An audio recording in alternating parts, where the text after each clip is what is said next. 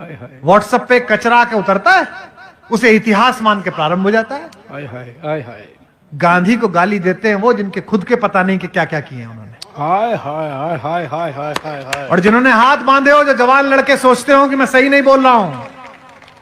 आजादी का जो 75वां साल लिख रहा है ना, अमृत महोत्सव, इसमें बता रहा हूं गांधी का कलेजा नापा नहीं जाता, महसूस किया जाता है कि गांधी का कलेजा कैसे होता है। हाय हाय क्या कहने। आप बताते हैं कि गांधी कौन है? इतिहास की किताब पढ़िए। ये व्हाट्सएप पे सुबह सुबह जो तुम्हें एजेंडा भेजा जाता है ना, जिसे तुम पोटी करते समय पढ़ते हो, उसी लायक ही है वो, क्योंकि उन्होंने भी व्हाट्सएप पे पोटी करी है जो उन्होंने भेजी है आपको। अच्छी बात है। 1932 में पत्रकार लिखे और इस बात को फेसबुक पे लिखना, मैं फर्जी राष्ट्रवादी नहीं हूं कि आपको कोई झूठ बोल के चला जाऊं। 1932 में गोलमेज सम्मेलन में गए थे बापू, सुनो कुणाल, और इंग्लैंड के महाराज ने उनसे मिलने की मंशा जाहिर की। चर्चिल कहता था अधनंगा फकीर है, हर अहंकारी ऐसा ही कहता है सत्य को।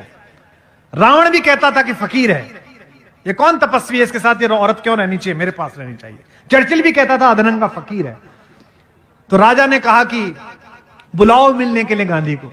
तो आप कभी राजभवन गए हो मिलने के लिए राज्यपाल जी से, राष्ट्रपति जी से मिलने गए हो, तो वहां एक प्रोटोकॉल मिलता है। राष्ट्रपति जी को छुएंगे नहीं, इतनी दूरी पर बैठेंगे, जब इशारा कर देगा एडीसी तो आपको उठना पड़ेगा, ऐसा मिलता है ना प्रोटोकॉल। वो तो दुनिया का सबसे बड़ा आदमी था। और जिस इंग्लैंड का मैं राजा कह रहा हूं, वो आज का इंग्लैंड नहीं, 2/3 दुनिया का मालिक। यूनियन जैक के नीचे पूरी 2/3 दुनिया थी। उसके एडीसी ने लिखकर भेजा कि ग्रे कलर का कोट या ब्लैक कलर का कोट पहनकर आप आए।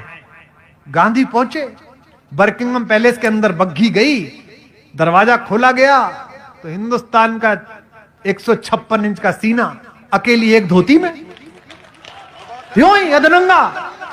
एडीसी ने जाकर कहा अंदर जाके कि साहब वो तो कपड़े पहन के नहीं आया। तो जॉर्ज पंचम बोला कि चर्चिल कहता तो था नंगा है, पर इतना नंगा है। हाँ सच है, आप पढ़िए। गांधी से मिले कि ना मिले, एडीसी ने पूछा सर बुलाऊं का वापस भेज दूं। राजा को मस्खरी सूझी। राजा ने कहा देखे तो सही कौन आदमी है, पूरा देश खड़ा कर दिया आपने पीछे। उसने कहा बुलाओ अंदर। आया, दुनिया के सबसे बड़े आदमी के सामने हिंदुस्तान का सबसे कमजोर आदमी खड़ा है, और जिस हत्यारे को तुम महिमा मंडित करते हो वो नपुंसक था। 28 साल की उम्र में उसने एक बूढ़े अशक्त को गोली मारी। मर्द का बच्चा था तो किसी अंग्रेज में गोली मारता। हाय हाय हाय। मर्द का बच्चा था तो मारता किसी ऐसे आदमी को गोली। राम नाम जपते हुए एक बूढ़े को गोली मारकर आप उसे क्रांतिकारी बता रहे हैं। क्या बात। मैं जो टिप्पणी पढ़ रहा हूं सुनेगा, बैठिए आप विराजिए। मैं बहुत बहुत आपका आभार व्यक्त करता हूं, बहुत धन्यवाद। ये मैं इसे आपका प्रेम समझ के लगा लेता हूं। और राजा ने पूछा मुस्कुराते हुए गांधी से, एक धोती में गांधी खड़ा है, ब्लैक एंड व्हाइट में, सोच के देखना वो दृश्य है।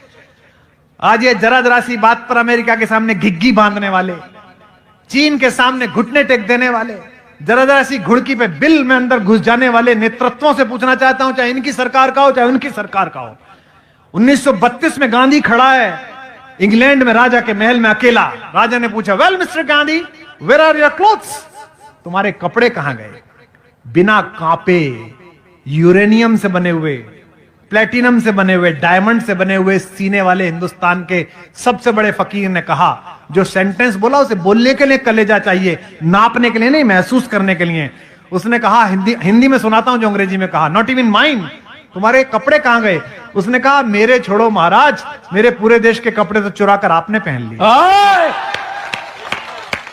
इसके लिए कलेजा चाहिए। आपका चाचा अच्छा हो सकता है, आपके बाप अच्छे हो सकते हैं, पर इससे मेरा बाबा बुरा कैसे हो गया यार? आप अजीब आदमी है भाई, क्या कहने।